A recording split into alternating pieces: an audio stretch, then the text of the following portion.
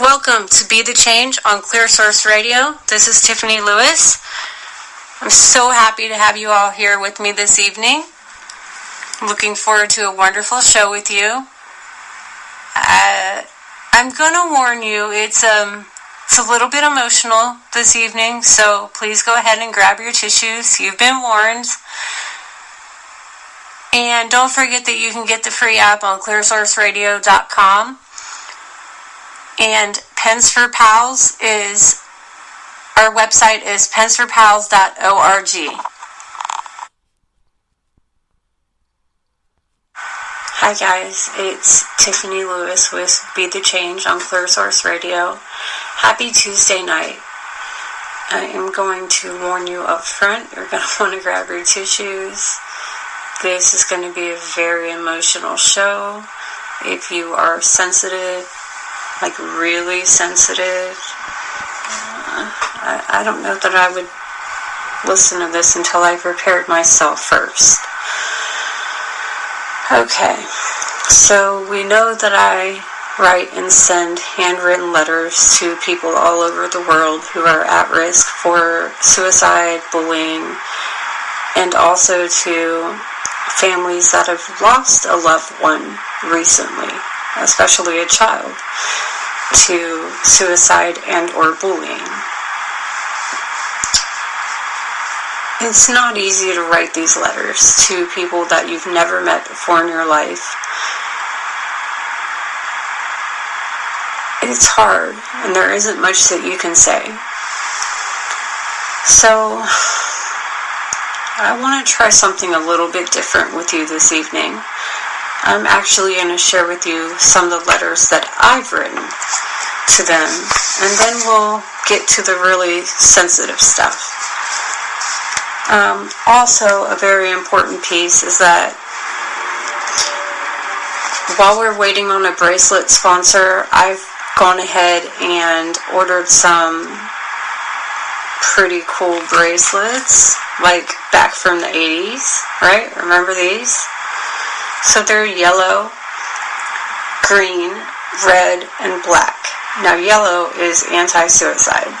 The green is going to be our teal for anti-bullying, and the black is going to be our purple, also suicide prevention, bullying prevention.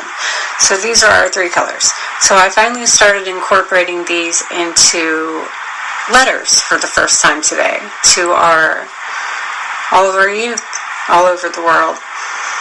So that's a big piece. On top of the bracelets that we've been waiting a long time to get to send them, we've incorporated the brave cards into a couple of the letters today, to the ones that I know are being bullied that are under the age of 13 years old. Alright. I'm going to drink wine while we talk this evening. We're going to have a nice, relaxing little talk. Moscato, by the way. Alright, here we go.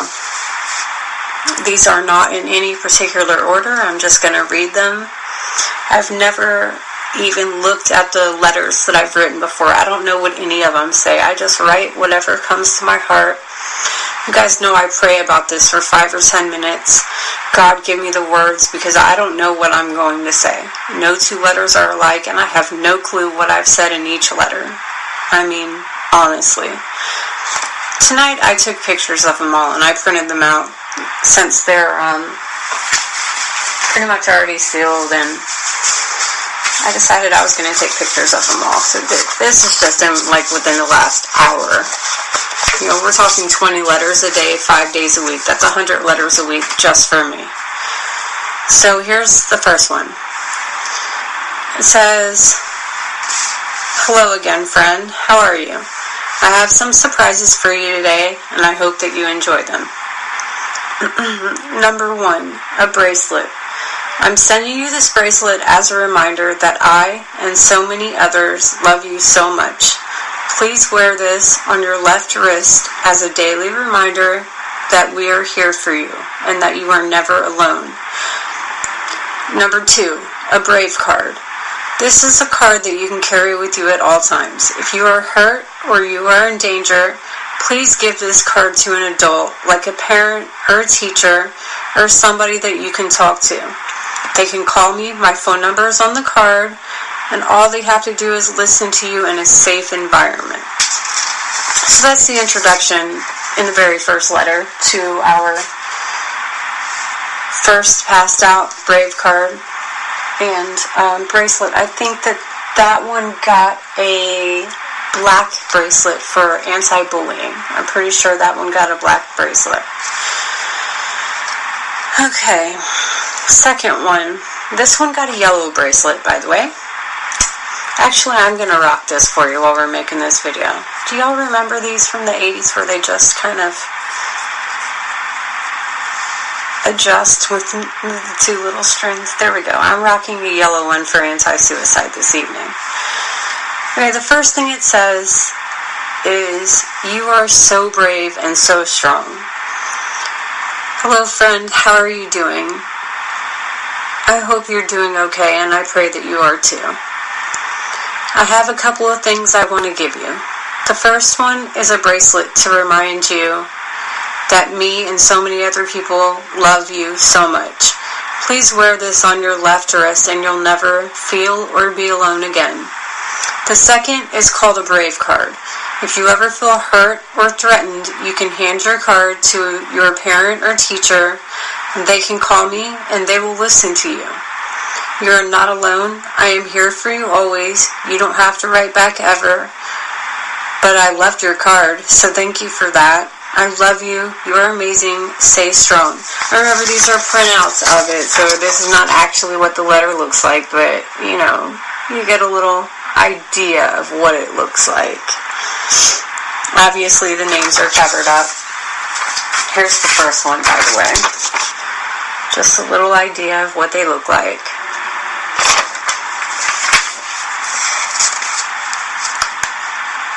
Actually feel like that one might be a duplicate, but maybe not. You are so brave and so strong. And remember, the brave card's at the top. This one got a yellow bracelet. I have a couple of things I want to give you. The first one is a bracelet to remind you that me and so many other people in the world love you so much. Please wear this. You're not alone. You'll never be alone again. This is called a brave card. If you ever feel hurt or threatened, hand your card to a teacher, a parent, or a guidance counselor. They can call me. They'll listen to you. I'm here for you always. You never have to write back. I love you. You are amazing. Stay strong. Okay, there's that one. That's 3. Here comes the fourth one. I use anti-bullying stickers. I don't think I can reach them from here. Let me see. Anti-bullying stickers. This is a big deal to my cards, to the youth that I know that I am dealing with that are being bullied, especially under the age of 12 years old, even 13. It doesn't even matter. I don't even care if they're an adult. This is a big deal to me. I'll put these anti-bullying stickers on there, and you'll see in just a minute how far I go with these anti-bullying stickers. So this one at the very top of the letter, as you can see right here, this is actually the sticker, and it says, "Bullying stops here.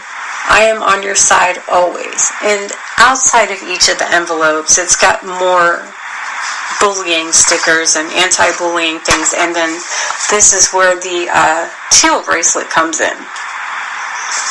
Alright. Hello again. How are you? Are you staying out of trouble? Haha, I'm just kidding. I know you don't get in trouble in school. Oh yeah, school is out. Wow, happy summer 2017. I hope you have a lot of fun activities lined up. What do you like to do in the summer? Swimming? Thank you for my beautiful card. I love when you write me back. I love you. You are amazing. I'm here for you always. I am so proud of you. Love you, Tiffany.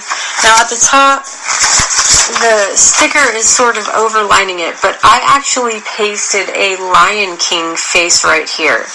And it says, that's you, a lion, a fighter, so strong. I know that's just a copy, but I really posted a 3D Lion King face right there. Who's that guy? Simba, I think? Okay, that is probably the fourth one. Okay, and actually this is the same thing, except I took the sticker off so you can see the Lion King guy. It says, that's you. You're a lion. You're a fighter. You're so strong. And remember, on the outside of these envelopes, I'm putting more things, like taking it even further than that. These are some of the outsides of the envelopes. You make my day better. My very dear friend. The anti-bullying. You can do this. This is what I'm talking about. Have a great summer. Anti-bullying. Another anti-bullying. Bullying stops here. Right here with us at Pens for Pals. That's where it stops. Right here. Okay, so those are a few of the outsides of the letters. I don't know why, but that's a duplicate of that. Here's another one. Hello, friend. How are you? Thank you so very much for writing me back. I love your letters. I love hearing all about you and your hopes, your dreams, and your accomplishments. I am so proud of you. Your letters always make my whole week. You have such a beautiful soul. I am so blessed to have you in my life. You know I love you, and I'm here for you anytime. I can't wait to get your next letter. Love ya, Tiff. At the top of that, I know this is just a picture again, but there's a sticky note, and it's there for a reason. It's covering the person's name. This sticky note says, look in the mirror and say, I am amazing, I am loved, I am blessed. And these are things I write on every single letter. Okay, here's another one. June 25th. How are you? How's your baby doing? She's really, really cute. I love you. You are amazing. I'm so glad to have you in my life. I'm here for you forever. You're my sister, and family is here for each other forever. That's a fact. And this is not really my sister. It's just that's how these people are my family. I engage with them every single week. They are my family. And they are my rock. Okay, so this one had another sticky note attached to it, and it says, look in the mirror and say, I am so loved, I am so blessed. XOXO. Alright, so that's a few letters for tonight. Now we're going to get to the serious stuff. So if you cry easily, like I'm about to do, which I'm going to apologize for in advance. Let me make sure the volume's all the way up on this so I don't have to yell. Okay, there we go. Got the volume turned up a little bit louder for you.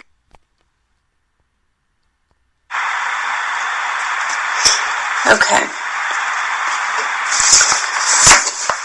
This is a difficult one. The first thing you're going to see on this page is hugs for you.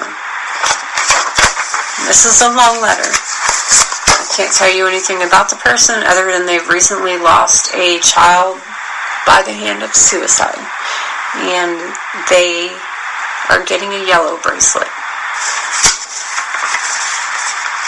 Hello again. I pray for you often. I think of you often. I still know that there is nothing I can say or do to ease your pain and sorrow. But I want you to know that I am here for you. I don't ever want you or anyone to feel alone. You've actually inspired me to work very hard every single day to let the world know that we exist. You've inspired me to come up with a new program called Brave Card Safe Adult. I don't know you, I don't know your story, but I know I will spend the rest of my life reaching out to people and providing free services so that everyone can safely talk and be heard in a comfortable setting to prevent further suicides. I have a bracelet for you in memory of your son. I know it's not much, but it means a lot to me. And together we are building a brighter, safer, global community for generations to come. I'm also going to give you some brave cards that you can pass out to any youth that may need someone to talk to. I know I can't undo what's been done, but I can change the future and help develop a world where our kids can safely talk about these things. A world where we listen without judgment. A world with more options. Please consider wearing this bracelet on your left wrist as a reminder that we care about you and as a reminder to keep reaching for the future. I've chosen yellow for the color of your bracelet. Please reach out anytime. I'm here for you. Love, Tiffany. And there's that letter. Alright, now we're going to really move on to the heavy stuff, guys. I've done a lot of thinking. I don't know how much you guys know about being suicidal or being bullied. I don't know how many survivors are listening right now. I don't know how many people are here that were bullies or have ever been bullied. I have no way of knowing that. But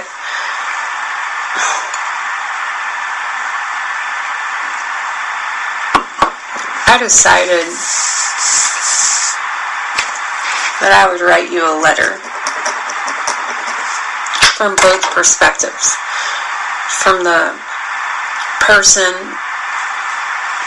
this does not have anything to do with a gender or a certain age or anything. Obviously, I like to write a lot. So what if I read you a letter that was from somebody that took their own life by the hand of suicide? And it's got two separate sections to it. And again, if you're really sensitive to this subject, you're going to want to tune out right now. And also maybe it would be good to listen. Alright, so here's from a perspective of someone who might have recently committed suicide, and it doesn't matter what age they are. They could be 7 and they could be 68 years old. This doesn't matter when it comes to suicide. Give me a moment, please.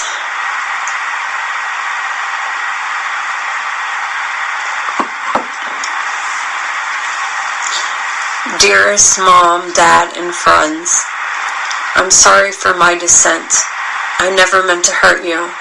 I just wanted the pain to end. You didn't do anything wrong. In fact, you probably did everything right. But nothing else could have ended my silent inner fight. There was something inside of me, something I've lived with most of my life, something I hid from you all daily, something I buried so deep inside for so long, and it could never see the light. And although my timing may not seem right, you thought everything was okay, so it doesn't make sense to you. But honestly, I was just masking it this whole time. Maybe I fought this for years. Maybe it was something new. Maybe it was something triggered, and maybe I was abused. But it all came from somewhere, and I'll never put the blame on you. So please don't blame yourselves, my mom, my dad, my friends. It wasn't any of you that caused my life to end. It was something deep inside of me, like monsters under my bed. A heaviness I've carried for a while now. And someone that wouldn't let me forget. I needed to be free of these chains. And I know that's hard to understand. You'd probably say to me, nothing is that bad to cause your life to end. But until you've lived with my secrets, and until you've lived in silence for years, then it's up to me to say when. I know you're confused. I know you're angry. I know you're hurt. I know you feel helpless. But you didn't cause this hurt. So that's one perspective. Now this is a letter as if I had taken my own life by the hand of suicide, and it is directly aimed at the abuser, the bullier, the tormentor, whoever caused this to actually happen. Give me a moment again, please.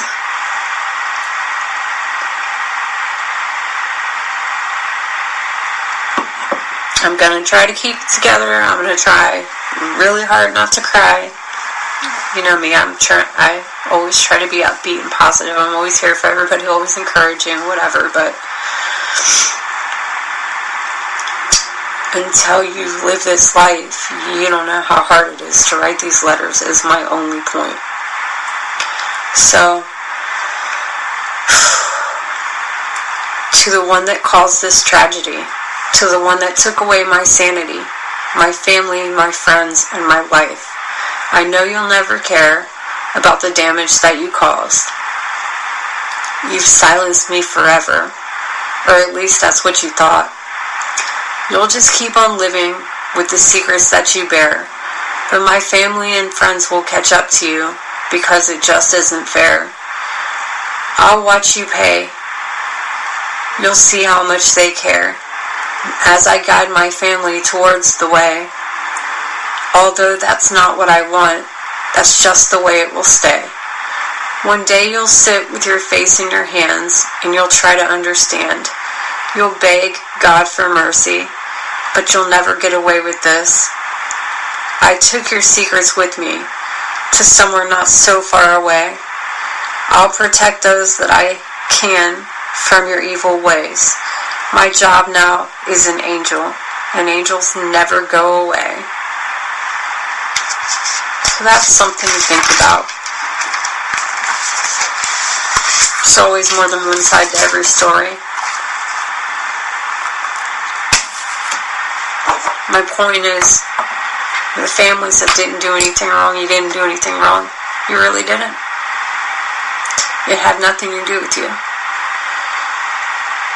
To the people that did something wrong, it has everything to do with them, but they have no feeling and no remorse. And that's all I have to say about that. Okay, guys, enough with the heavy. I have a very special guest with us this evening. She's an inspiration, and I hope that she will inspire you. Her name is Maggie Cook, and this is her story. Hi, Maggie. This is Tiffany with controverisl. How are you this evening? Good. How are you? I'm doing great. Thank you. So, where are you from? I'm originally from Mexico. I grew up in an orphanage there. And by the way, my real name is Maria Magdalena de la Cruz Garcia, but people call me Maggie for short. Wow. Maggie Cook seems like a very American name, but in reality, it's just my nickname. Okay. I grew up in orphanage in Mexico, and I'm from Michoacán, Mexico, in the mountains of central Mexico. Wow. So tell me about you.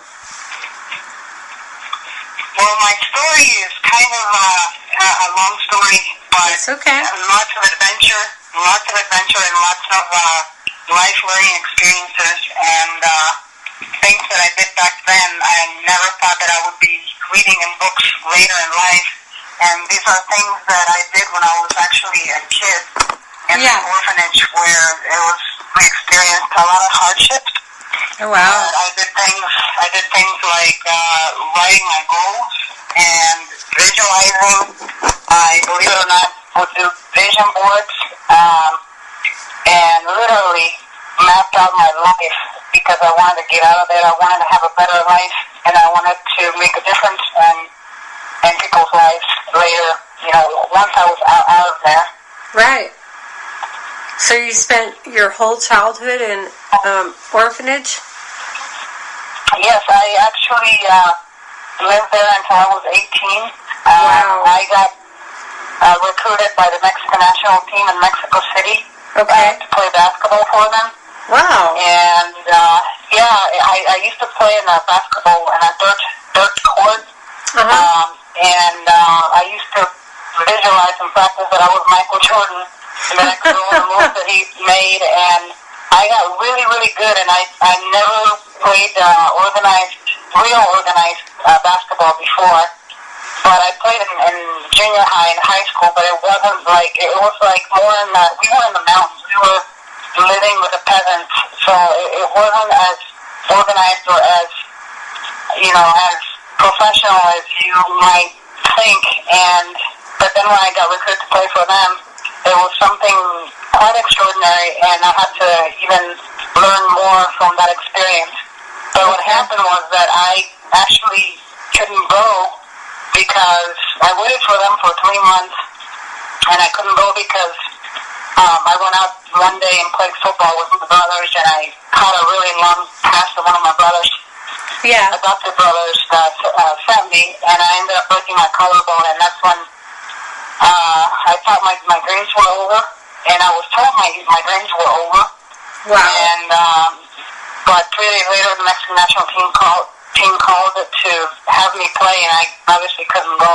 But the thing about my struggles and my setbacks is I've always thought, and I don't know, I think I was born with this, but I always know that there's something better. So if you always think that the worst has happened to you, and you just keep thinking that it's bad and it's just going to get worse, instead try to do something like turning things around and thinking the best outcome or something better. There's a reason why this happened. Something better is going to happen. And that's been my life story. Something better always happens, much better. Right. So I ended up coming in a bus with my brothers.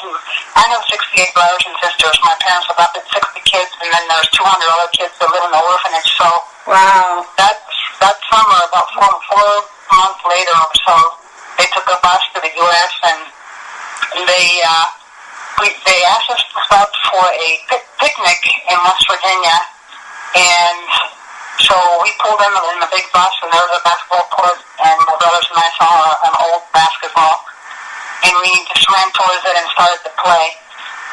And there at that picnic happened to be the coach of the University of Charleston.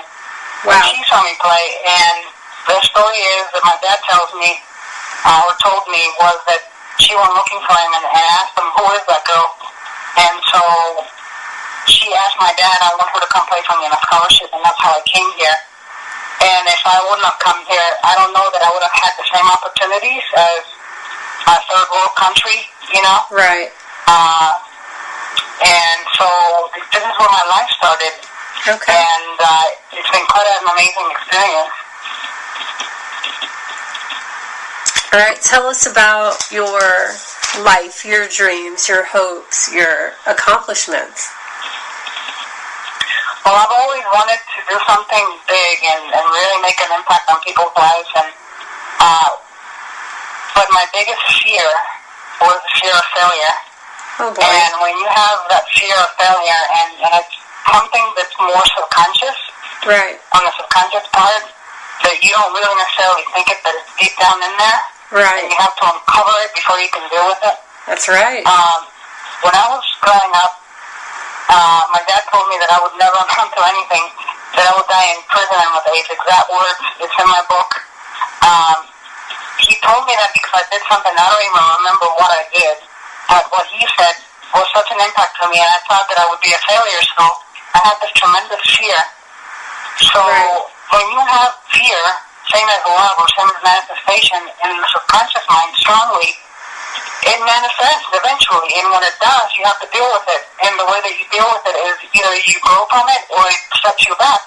That's right. You learn from it or it sets you back. So what happened to me is when I graduated college, I had no family there, and I was afraid because there's a statistic that came out that said that 95% of people that with my degree, which was in interior design, either couldn't find a job in the state or had to move out of state.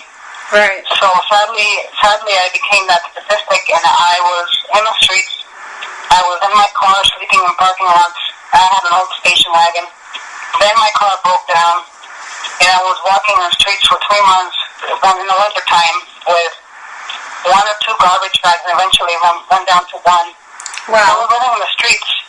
And back then, if I would have known such things as soup kitchens or shelters, I would have definitely gone for them because it was very painful. Right. But I was in the street for 3 months until somebody came and got me, somebody that passed by and recognized me and gave me a place to stay. And I think that it came down to my biggest realization was being at the lowest low, that you couldn't possibly have anything else to worry about. That's right.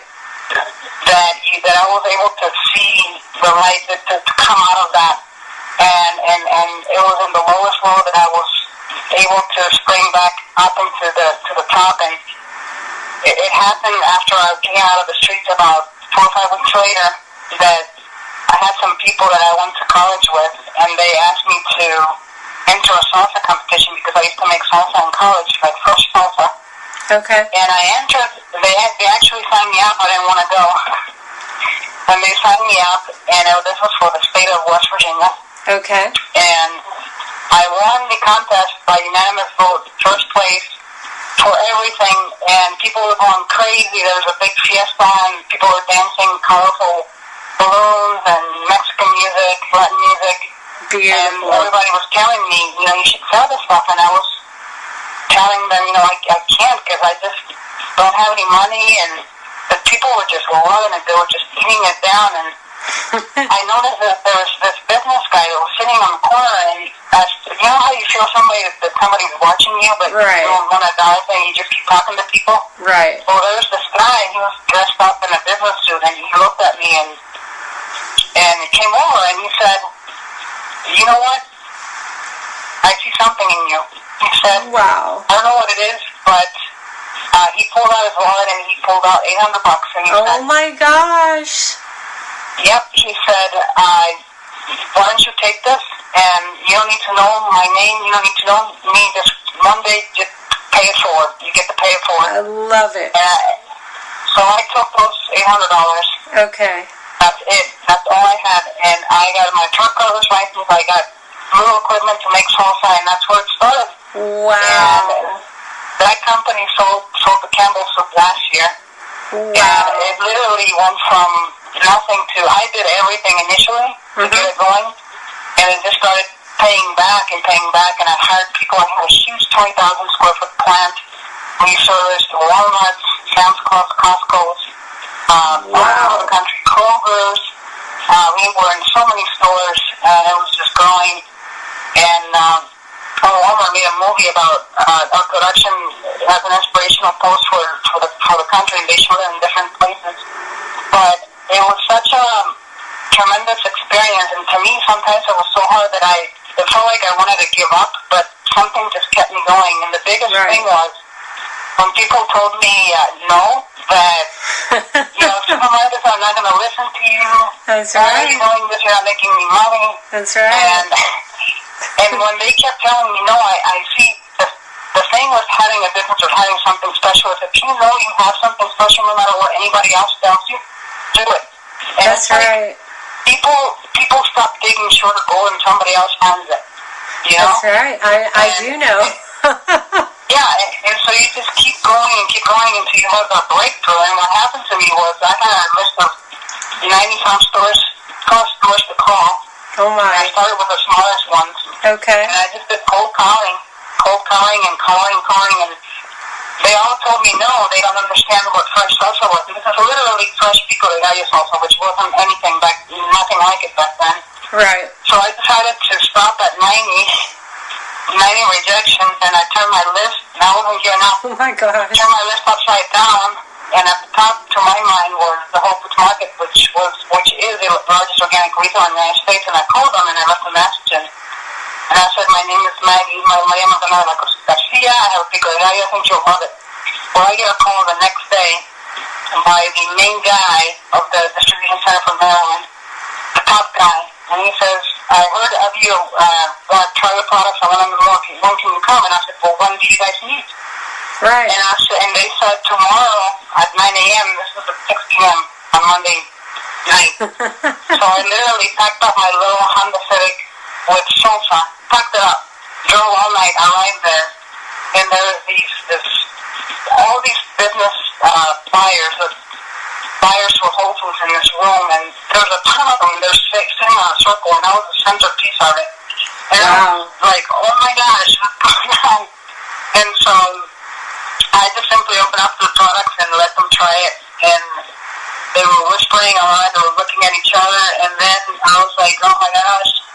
They came to me, and the guy says, we love this also. When can we have it? And I was like, well, how much do you want? And he's like, well, how about to start out 10,000 pounds of salsa? And I'm like, oh my gosh. Wow. So I literally went from 250 pounds a week that I was making for people and selling it and just making a few bucks out of each container to, you know, making 40 grand in 1 week with clothes. And, you know, it was just unbelievable. And from there, talk about keep going, you know, when you keep going and you don't stop short of gold, is that when you keep going in life, I think there's breakthroughs that really huge. You just have to have perseverance. That's right. You just have to keep going. You have to believe that what you have, you indeed is something special. Right. And that's exactly what happened. And it's just been such an amazing journey for me. That's awesome. Okay, what's the movie called? You said Walmart made a movie? Yeah, they made a small movie, a short movie. All right. I believe it's in my Twitter, my social media. I haven't posted it anywhere else. Okay. It's a short movie, an inspirational movie about my business and where I come from and the impact that it's done and how it's impacting women business and what they're doing for women business, basically. Okay, what's the title of it so that our listeners can check it out? It's, I think it's under Walmart made a movie about Maggie's. Okay. Something like that. Okay, so we're going to Google Walmart Maggie's. Okay. Yeah, if you go to my social media, Facebook, Instagram, or Twitter, okay. You can see shop of the. I think they're all under the same at Maggie Cook LLC is how to find me on social media, and all of them. It's all. You said it was Maggie LLC. It's at Maggie Cook. Okay. COOK LLC at Maggie Cook LLC. At Maggie Cook LLC. Okay. Mm-hmm. On Facebook and Twitter. Yes, Twitter, Facebook, and Instagram. And but as a result of my success, and it's not just been me; it's been the people that work with me too, and I give them credit too. Good. That we've been able to do so much, and especially the orphanage in Mexico. I'm now the director for that orphanage, for a nonprofit here in the U.S. It's Give New Life. It's GiveNewLife.org online. And basically, we provide food and shelter for these kids in Mexico. It's the same place that I was born into. And about a year and a half ago, almost 2 years ago, my youngest brother and I rescued about 31 children from the Mexican drug cartel.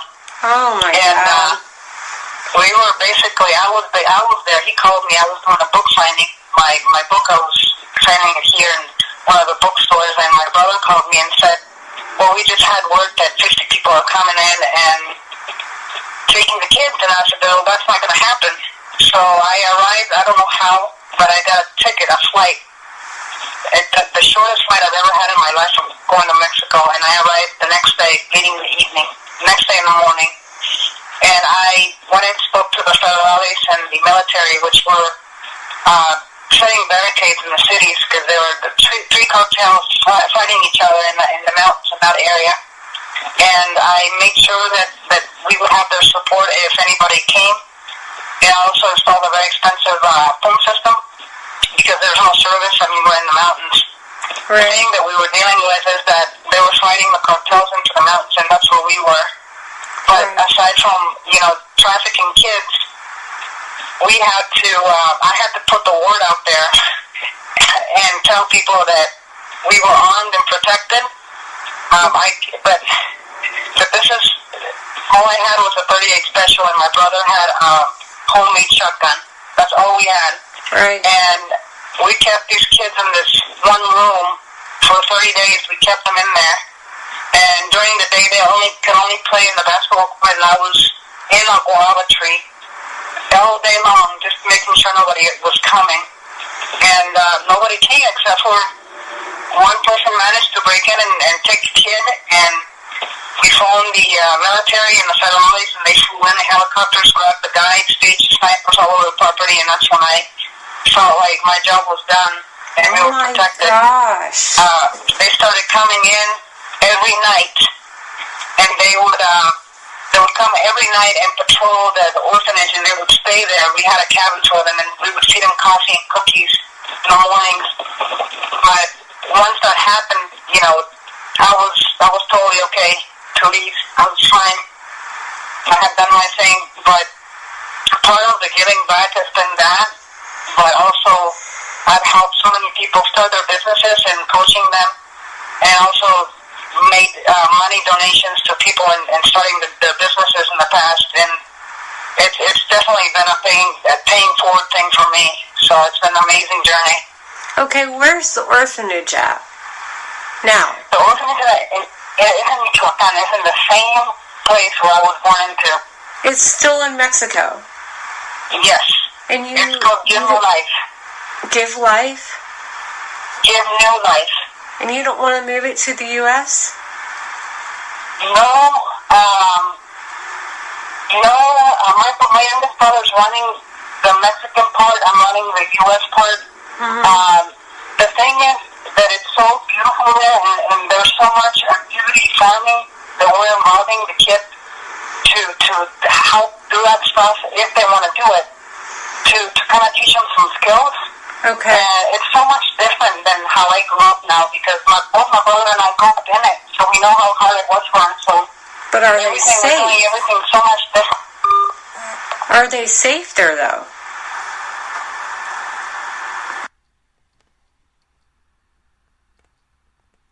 Hi, I don't know what happened. I think the phone call got dropped. I'm sorry. That's okay. Okay, so are the children safe?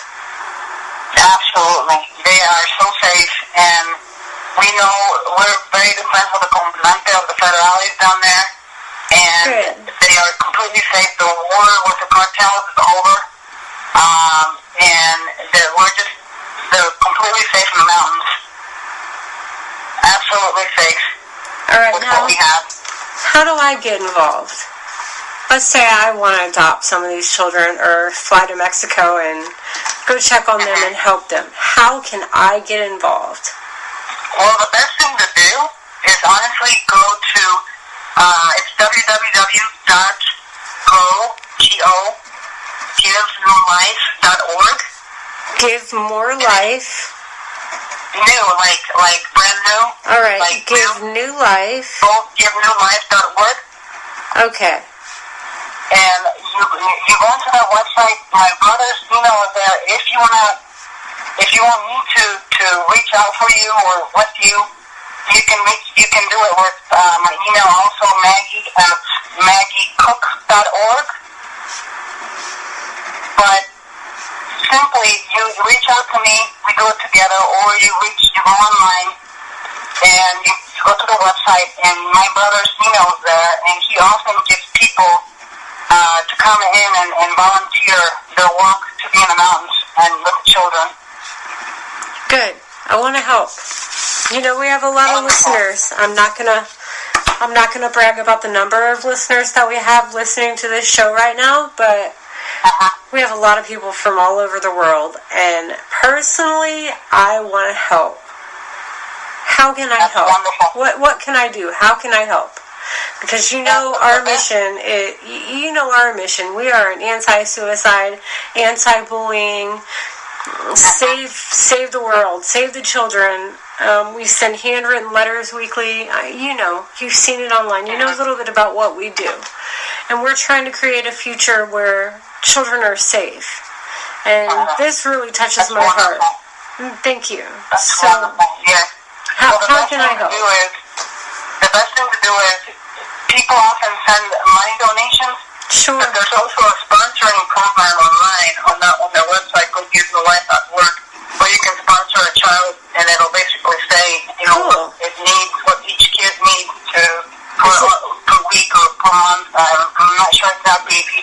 or anything.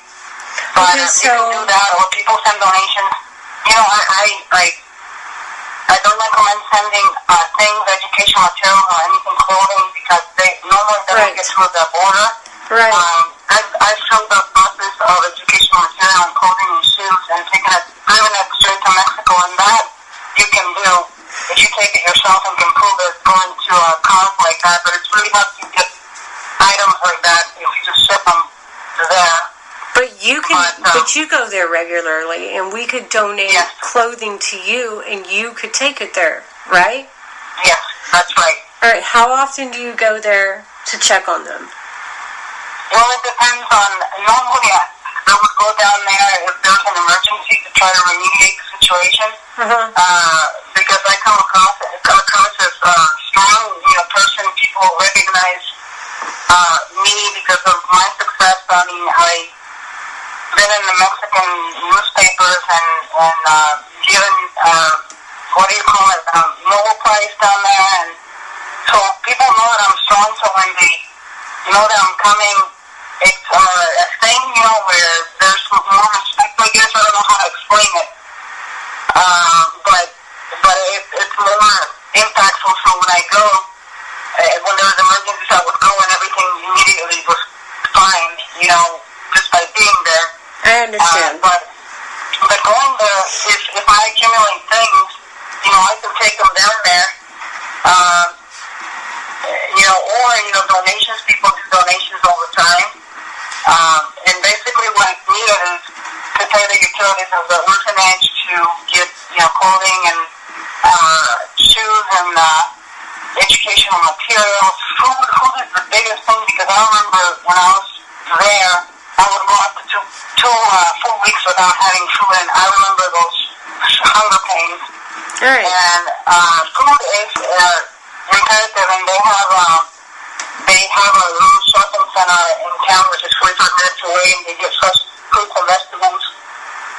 So, yeah, those are the ways, basically the ways to do it, to be able to do it. All right.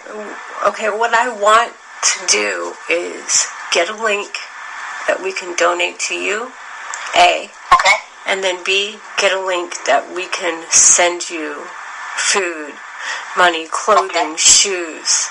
Help me help you. Sounds wonderful. How do I what is the most direct way? Because everybody listening tonight is going to hear this, and they're all going to want to help. I know this for a fact. Okay. So how do we get this to you? You can do it to my address. You want me to give you my address? If you want to put it on the air, you can. Okay. Or, I can just give my phone number if you want to reach out to me that way.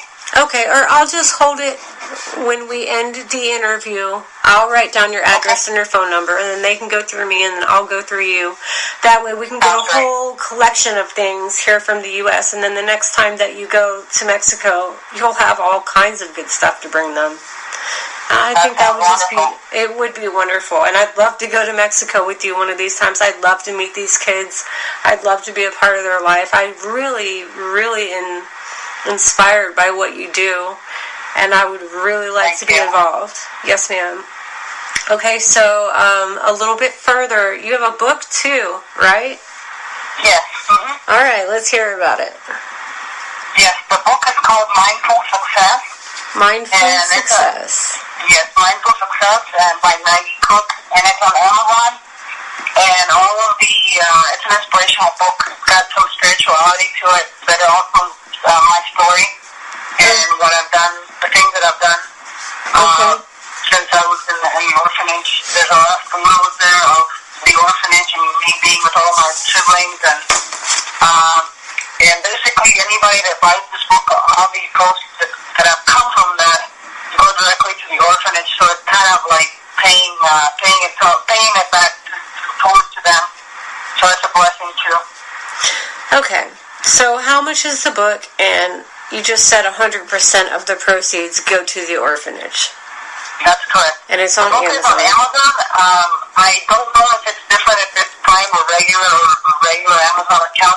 I believe it somewhere around $9 right now. All right, cool. So $9, we can buy the book, and 100% of those proceeds will go directly to the orphanage. Yes, and it's also available in Kindle. Okay, Amazon and Kindle. I'm writing this all down, by the way, just so you know. Mm-hmm. All right, what else? What else do you want to tell the world? What do you want the world to hear?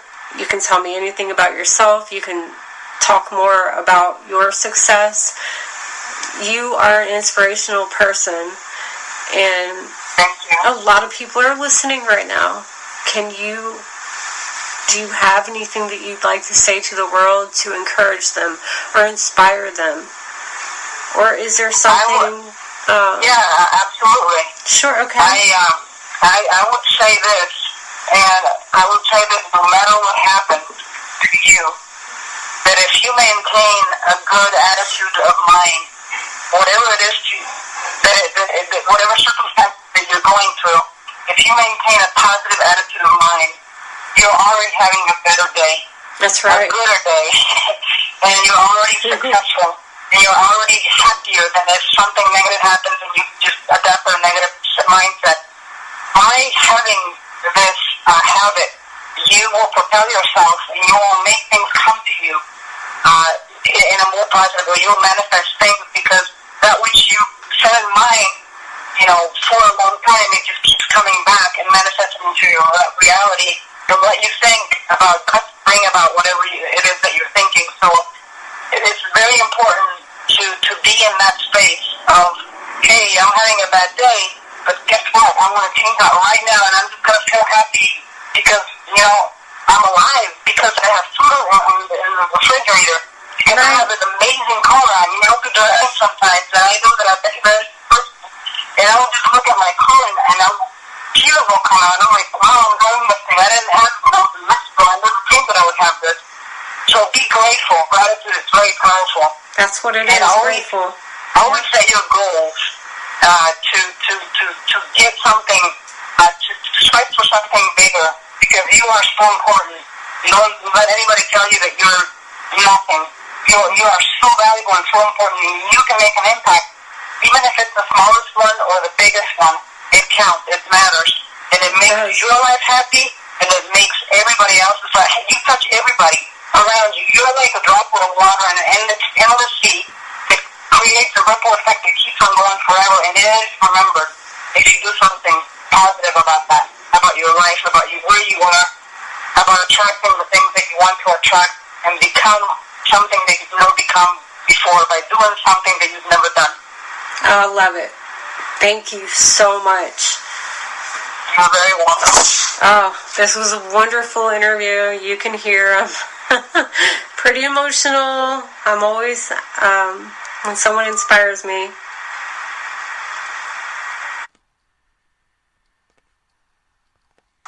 Thank you guys so much for listening to Clear Source Radio, Be the Change. This is Tiffany Lewis, wishing you all a very good night. I will talk to you again next Tuesday.